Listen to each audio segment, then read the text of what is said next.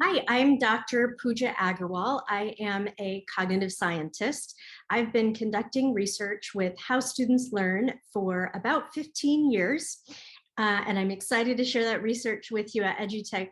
I am also a college professor, so I teach about 100 college students every year or every semester in Boston, Massachusetts. So I wear both of these hats of being a researcher and an educator, and I love bringing the science of learning together in both of those ways. When it comes to the science of learning, cognitive scientists have been conducting research for more than 100 years on basic ways that humans remember information, that students remember information, adults, children, all of us. How do things stick in our mind? How do we learn something and make sure it gets stored somewhere in there? And so the science of learning spans doing some research on very basic information about how people remember foreign languages, how people remember sentences or stories, and moving all the way up to the type of research I do, looking at how we can improve students' learning and memory in classroom settings. So if I am teaching students about neuroscience at the beginning of my 15-week semester, I want to make sure that my students remember what they learned about neuroscience at the end of the semester, ideally a year later, 3 years later. And so one reason I'm so passionate about sharing the science of learning with educators is because it can make such a big difference to our goals as teachers and educators. We want students to remember, and there is this whole field of cognitive science and psychology specifically about how we can improve students' memory. When we think about learning, there are so many components that go into it, right? There's trying to learn stuff. There's trying to emotionally develop how students are learning. Motivation is a big factor in learning. Paying attention, our attention spans, our students' attention is so key to learning. And all of those components do feed into what makes for a successful student. From my perspective, I love thinking about that memory aspect. For me, a core component of education is learning, whether that is affected by motivation or attention. But learning at its core is helping students get information into their heads, what we call encoding, hoping, making sure, using this research so that it gets stored somewhere in their brains, and then retrieval, pulling that information out. We want students to kind of be sponges in some ways. We want them to get that information in, but a big component of the science of learning that I look at is how we pull that information out from students, how we make sure they understand what they're learning and they can use that knowledge in a way that then facilitates and improves their motivation and attention as well.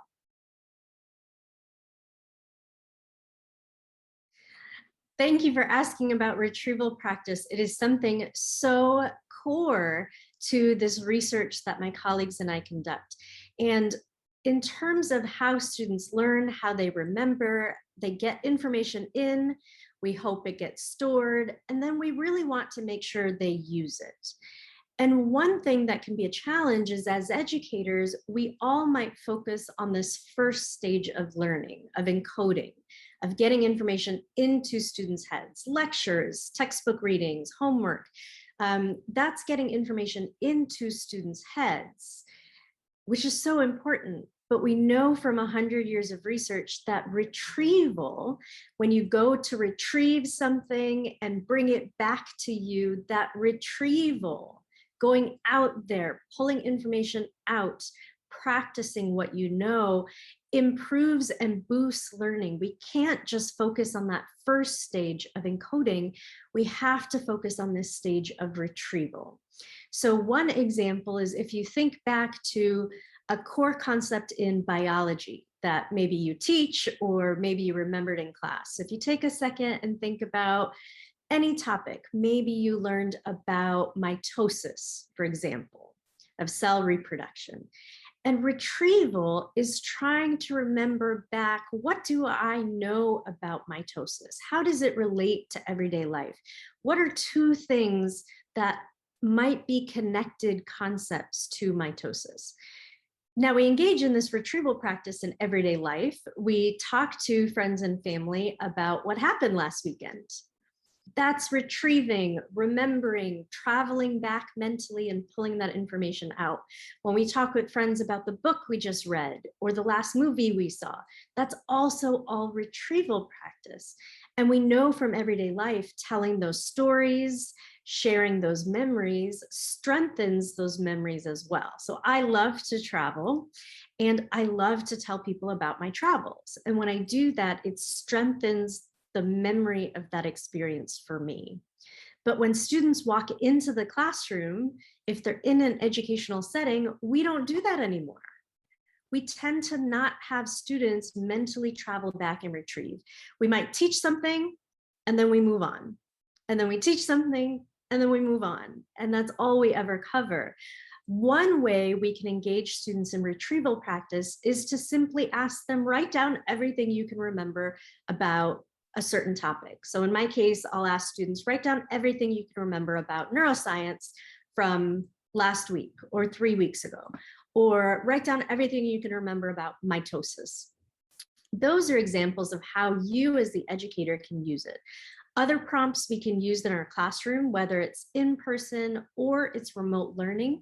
One of my favorites is what I call two things. Just simply write down two things you can remember about that classroom topic. So any of these short prompts that get students engaged in mentally retrieving, we don't have to grade them. And a lot of these prompts we can just talk about on the fly. We can come up with them in our classrooms without any preparation, without any planning at all. It's just switching this mindset from getting information into our students' heads to helping them retrieve and get that information out of their heads. I'll give you some examples of student reactions from my own classroom, and there's also research on this I can share, is my students, at least, when they have become comfortable with this idea of retrieving, I'm not just lecturing at them, they have to be engaged in thinking about their own learning, they notice the difference in how much they remember from my classes. They understand and recognize, do I really understand that concept? Or do I not understand that concept? And a key component of that retrieval that students realize is what we call metacognition. It's when students think about their own thinking or they reflect on their learning. So if students are just getting information into their heads, that is a stage, we do need that aspect. If students are just listening to lectures, it's hard for them to determine, did I really understand that lesson or am I not so sure? Am I going to do really well on that exam I just studied hours for, or am I a little nervous about the exam? A lot of students that I have, and also based on research, say that when they engage in retrieval, it helps them with that metacognition, with thinking about their own thinking. And so they get this added boost of not just, do I get the answer correct or incorrect, but also how confident am I that I understand that information? So they are becoming more involved in this learning process, and students' confidence goes up. We know from research that I conducted with colleagues that student anxiety goes down. And we know from research that because students remember more, they can actually study less, or they can study a bit smarter. They don't have to keep cramming for exams because they remember this information. They don't have to keep rereading their textbook. And so through all of these different ways, students are, again, more confident, their metacognition is more in line with their learning, and it reduces their anxiety and it reduces their study time. I am also in this current situation of teaching online, teaching in person, navigating both. And one thing I love about retrieval practice is it's short, we don't have to grade it, it doesn't require preparation. Logistically, in person, I used to give students handwritten mini quizzes, just prompts to ask them, what do you remember from last class? What do you remember from a month ago? And those used to be written. Since I shifted to remote online learning, I now use a lot of Google Forms. And I have students fill out the exact same retrieval practice questions just in Google Forms. And I've learned that I really enjoy that. Actually, 40 to 50% of my students are international students, largely from China and Korea. And I find that providing this time for students to engage in a more robust mini quiz that maybe takes students about 20 minutes from the comfort of their own home is helpful, especially for students who are currently learning English in my classroom. They can take the time to think through answers. And all of my retrieval questions are specifically about students' experiences. So give me an example of a time when you interacted with your parents and how that interaction may have affected who you are today. That's an example of retrieval. Students have to tie in class concepts, but related to their own life. So I actually find very low levels of cheating or plagiarism, and students are using these Google Forms to really share their lives and information with me. So it's become very rewarding in an unexpected way that students are retrieving on these Google Forms, but I'm also learning a lot about them. And so I know for many of us, teaching students online it's just not the same. But the more I can, again, use the science of learning to engage students in thinking about what they're learning, remembering what they're learning, and applying it in everyday life has really helped me navigate this tough situation of feeling a bit distant, of course, from my students. And so I hope that there are some additional ways you may be interested in sharing. We have a Facebook group, we're on Twitter with educators around the world. Another thing I've done is to provide quick retrieval prompts in the chat box. If you're using Zoom or WebEx or other technology, you can still have students use the chat box to retrieve during class. Breakouts are, of course, a great way.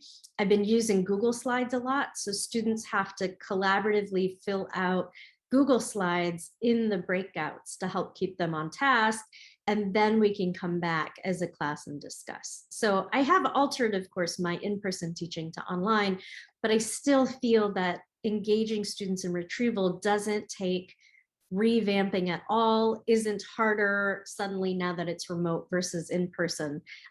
For me, it's working really well, and I'm happy to share more tips again on social media. At this year's EDUtech Asia, I am so excited to share a combination of a few things. So definitely a foundation on what the science of learning is. I make sure that that's very practical. I know that as educators, we're limited in our classroom time, we're limited in how much time we can spend preparing for our lessons. So I'm going to share the science of learning, but in a way that is also practical and applicable. I'm not going to dive too much into the 100 years of research in my field. So once we get a hold on what that research is more broadly, I'm going to share a lot more specific examples of what you can do in your classroom to improve your students' learning. And then also we'll talk about more study strategies, how students can use these concepts like retrieval practice and apply them at home when they're studying. So they can use the science of learning to study smarter instead of studying harder. So those are just a few topics: the research, the teaching, and the student perspective.